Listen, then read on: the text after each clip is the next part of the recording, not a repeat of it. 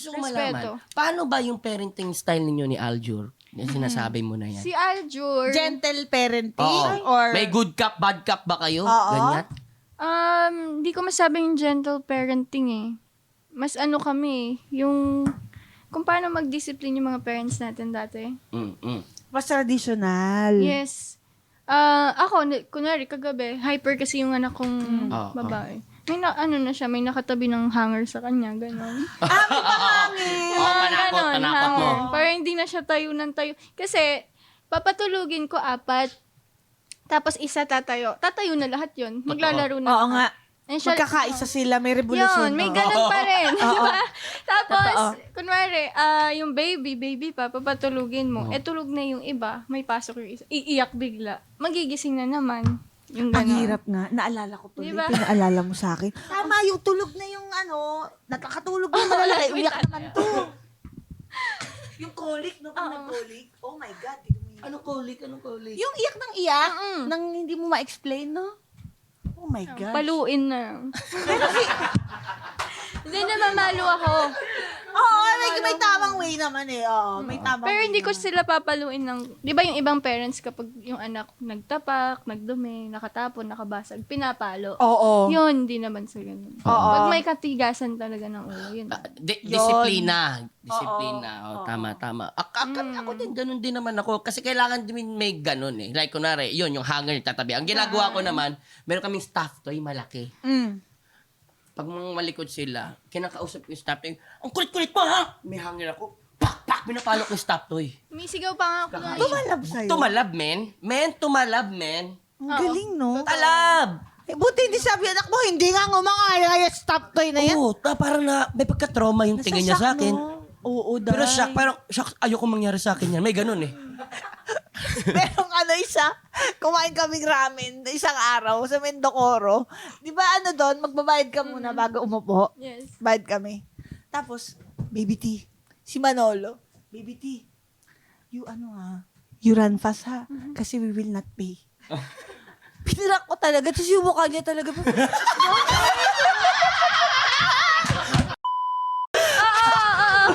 Hanggang paglabas, yung lumalabas, bilisan mo, Baby T. Bigit na pay. Bilisan mo. Yes! Alam mo yan yung mga core memory na joke sa bata. Tapos sabi ni Vincent, baka gawin niya yan sa totoong buhay. Eh di ang tanga niya, di niya alam ang joke sa hindi.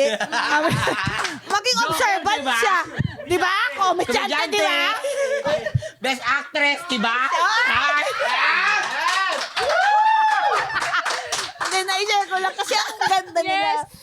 Pagtripan. Yung panganay ko ganyan din, pinagtitripan ko lagi. Oo. Paasaran kasi sila ni Aljur. Ah. Si Tito Aljur niya, inaasar siya to the point na iiyak na siya. Ah. Tapos lalapit siya sa akin. Sabi niya, Mami, ba't si Tito Aljur inasar ako? Sapakin mo kasi!